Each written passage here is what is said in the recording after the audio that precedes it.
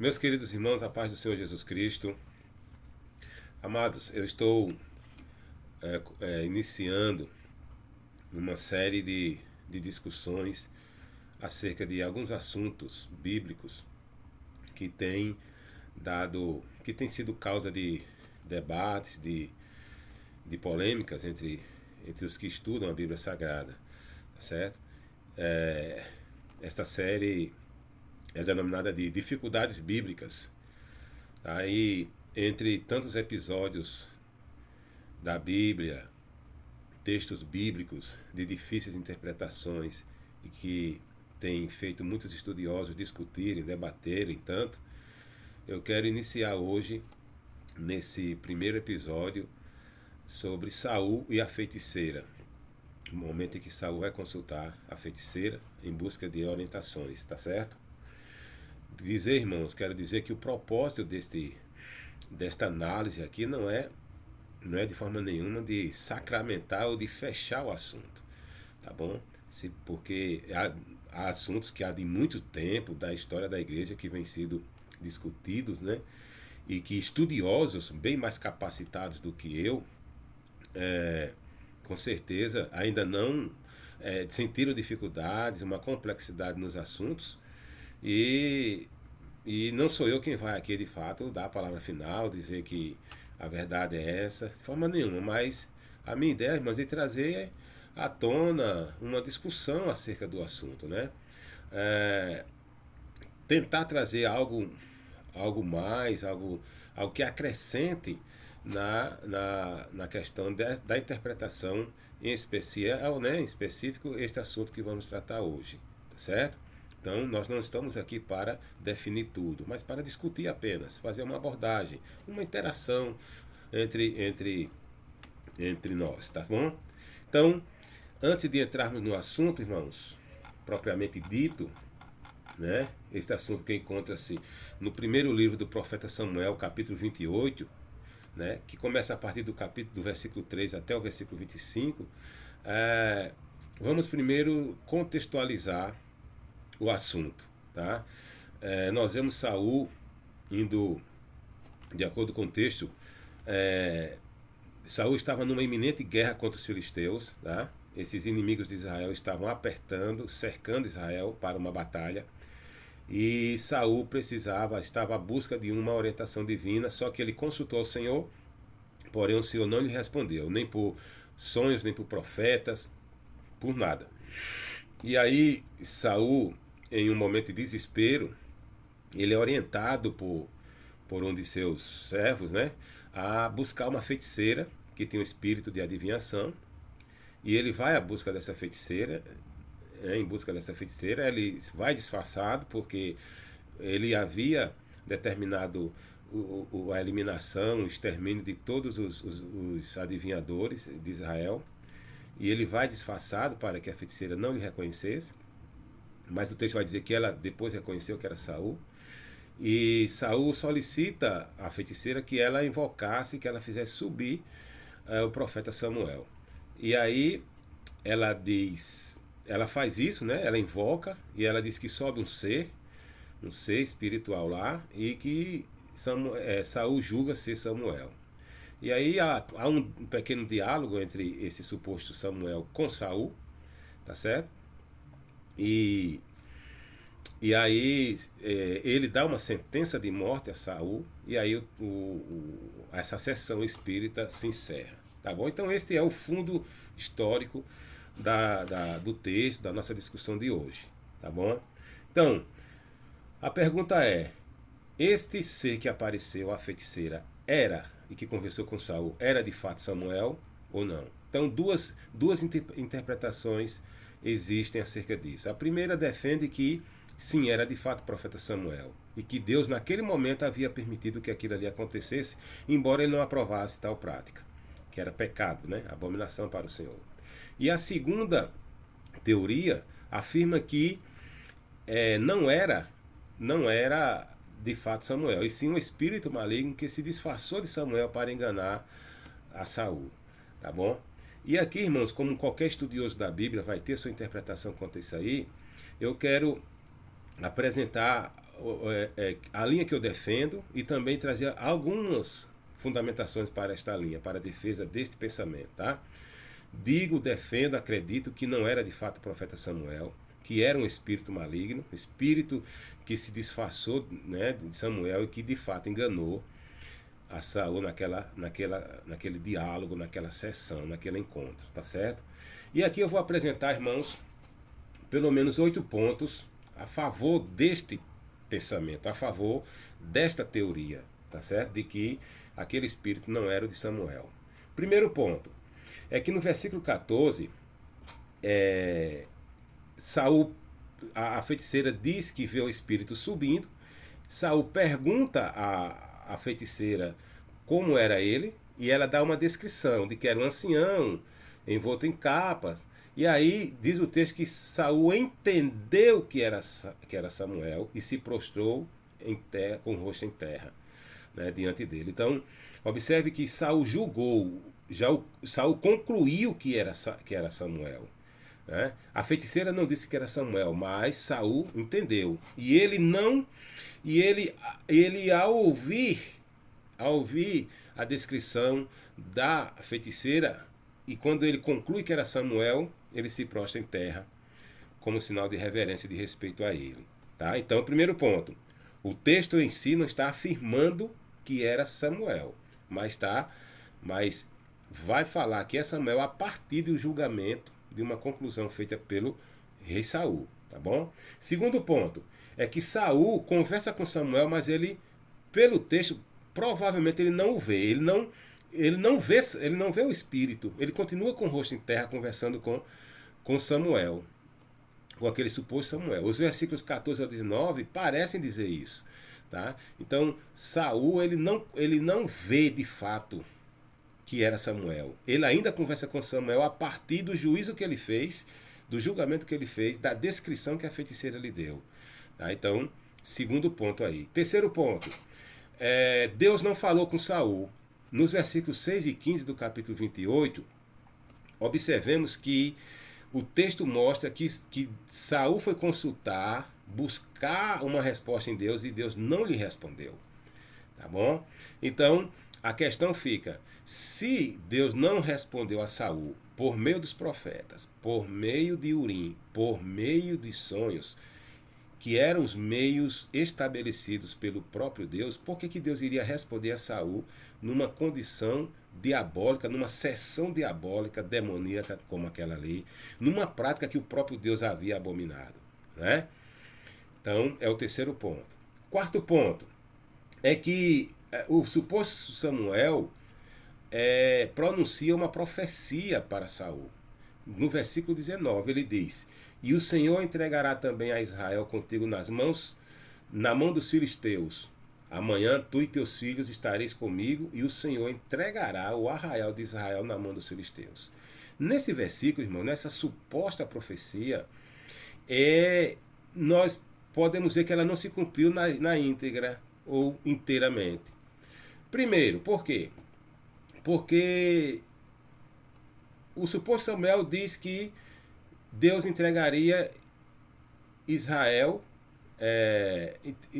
entregará Israel com Saul na mão dos filisteus. Ou seja, pelo texto, Saul iria morrer na mão dos filisteus. Mas de forma literal, irmãos, Saul morre nas suas próprias mãos, com suas próprias mãos, não na mão dos filisteus. Ele foi ferido pelos filisteus, mas morre com suas próprias mãos, né? Alguém vai dizer que a morte aí não diz o tipo né? O seu tipo de morte, mas que ele haveria de morrer. Bem, numa profecia, ela tem que se cumprir na íntegra, né? Terceira previsão dessa profecia que não se cumpriu é que o suposto Samuel disse que no outro dia, amanhã, Saul iria morrer com seus filhos.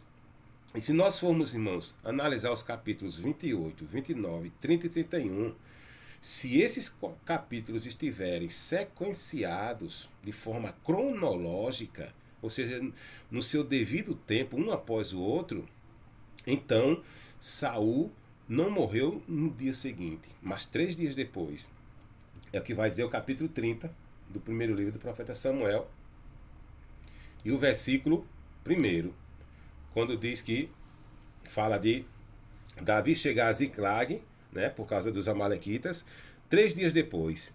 Então, se isso acontece 3 dias depois e o capítulo 28 vem antes do capítulo 30, e se está cronologicamente correto, então Saul não morreu no outro dia, mas 3 dias depois. Né? Porque a batalha vai acontecer no capítulo 31. A batalha contra os filisteus vai acontecer no capítulo 31. E no capítulo 30, pelo texto, ocorre 3 dias depois, na sequência do capítulo 28. Tá bom? Então, é claro que isso aqui é uma probabilidade, tá bom? A terceira previsão que não se cumpriu na profecia do suposto Samuel é que ele disse que Saul e os seus filhos estariam com Samuel. Ora, irmãos, bem sabemos que Samuel morreu e foi para o descanso com Deus, né? E que, de acordo com a escatologia judaica, todos eles morriam e iam para o Seol, e que havia lá no Seol dois compartimentos, digamos assim, né? Um de tormento e outro de descanso. É aquilo que Jesus vai referir-se lá na história do rico e do Lázaro, né?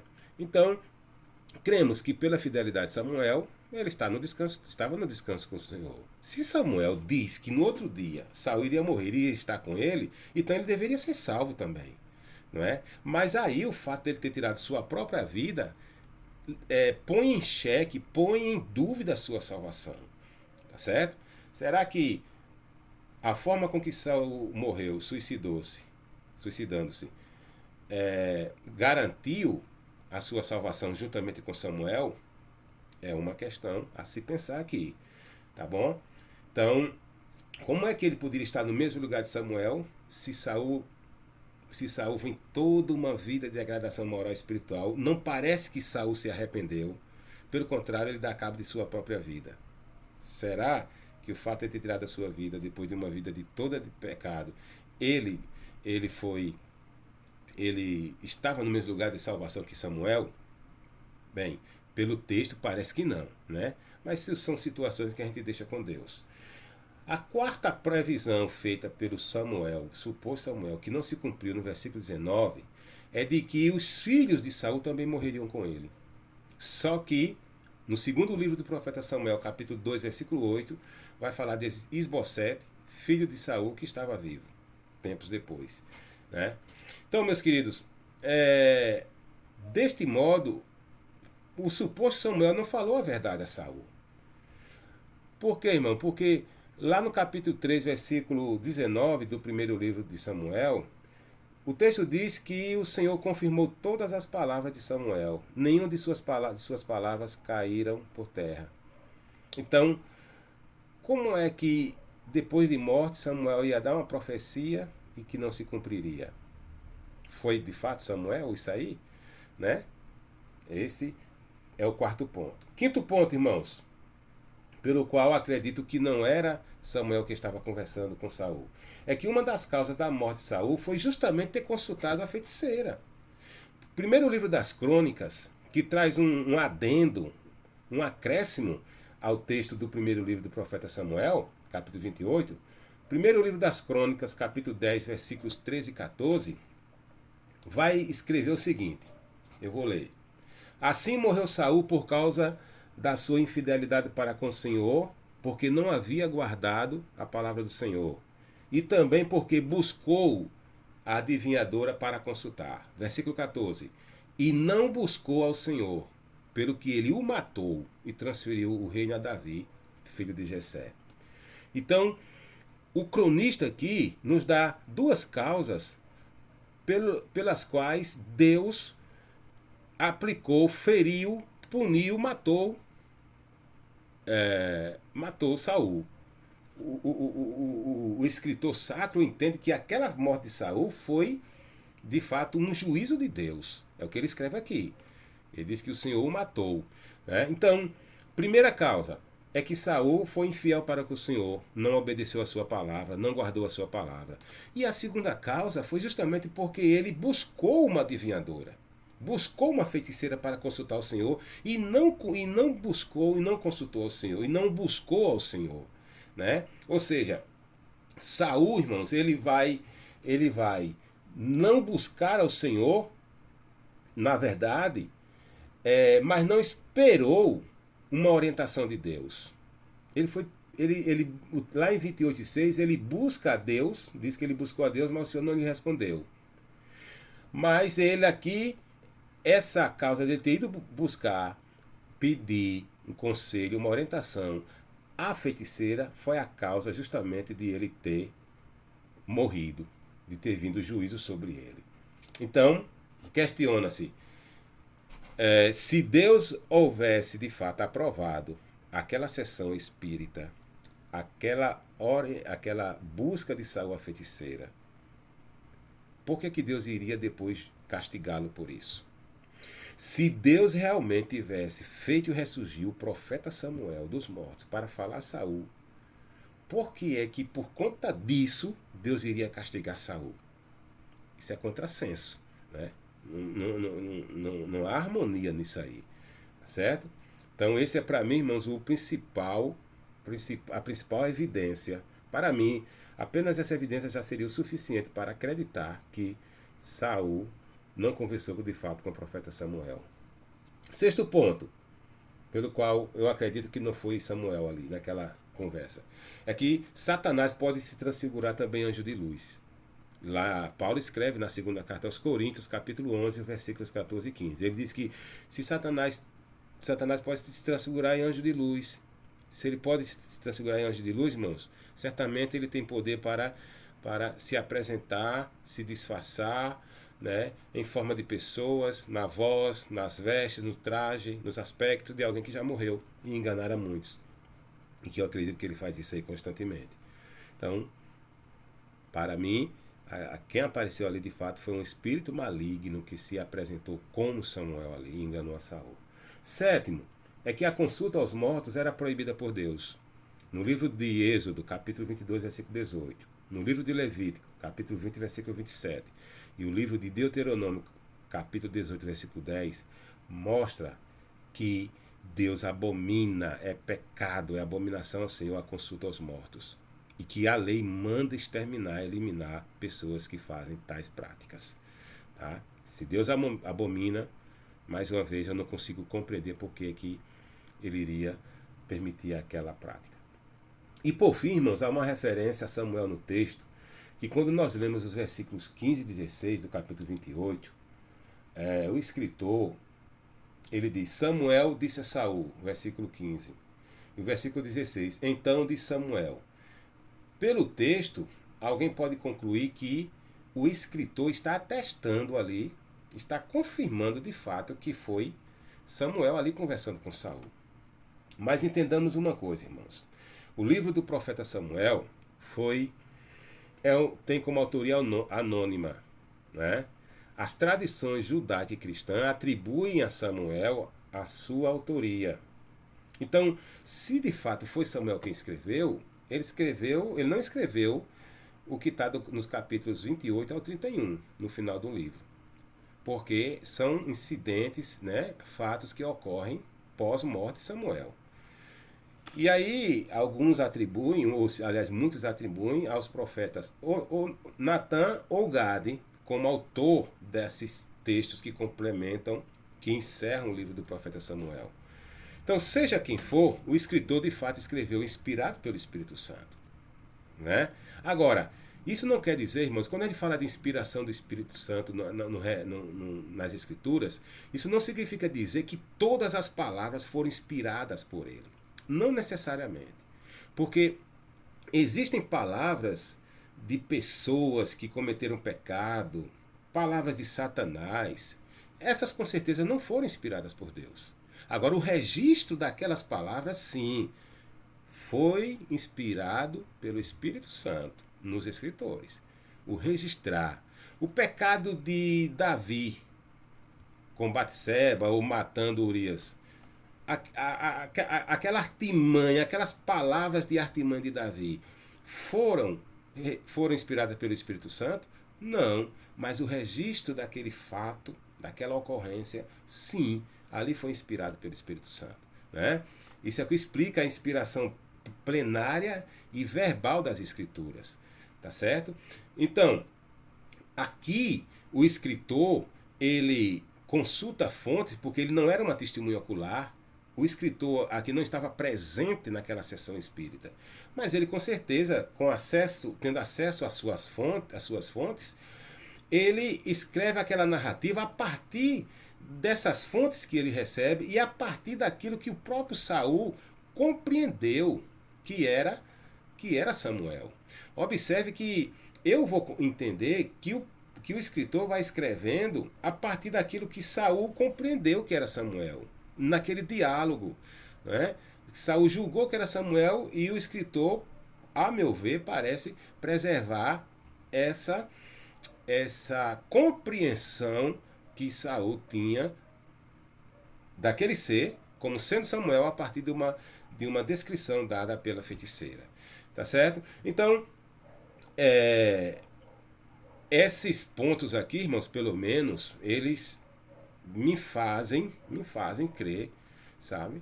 E respeitando quem pensa em contrário, claro, mas eles me fazem acreditar que não era Samuel ali. Tá certo, irmãos?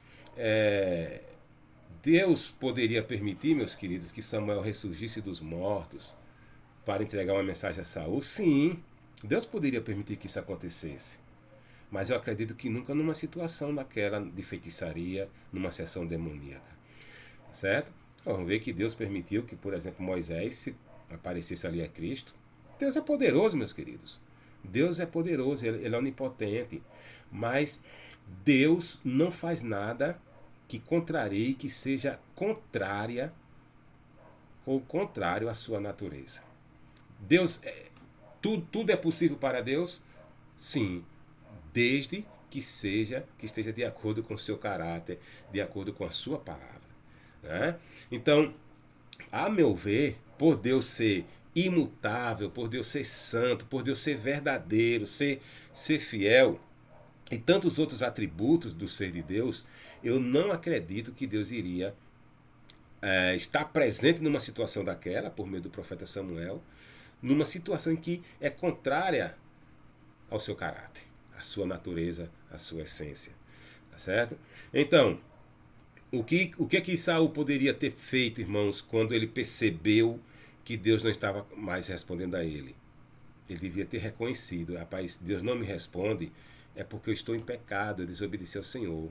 Ele se arrepender, aceitar a sucessão do trono por Davi, que era da vontade de Deus, aceitar essa vontade de Deus, e ele se arrepender, e com certeza Deus lhe ouviria. Né? Que a Bíblia mostra que Deus está pronto para ouvir coração arrependido de seus pecados. Tá certo, irmão? Então, essas são as razões pelas quais eu acredito que não era o profeta Samuel, respeitando quem pensa em contrário, tá certo? Quem quiser dar sua opinião, sua mensagem, concordando ou discordando, fiquem à vontade, que nós não estamos fechando o assunto, muito pelo contrário, para ampliar mais a discussão, tá bom? E dessa forma, encerramos aqui este primeiro episódio, que Deus nos abençoe e que haja mais episódios para nós comentarmos, para nós debatermos, em nome de Jesus Cristo. Então, eu agradeço a Deus esta oportunidade e que Deus abençoe a todos, em nome do Senhor Jesus. Amém.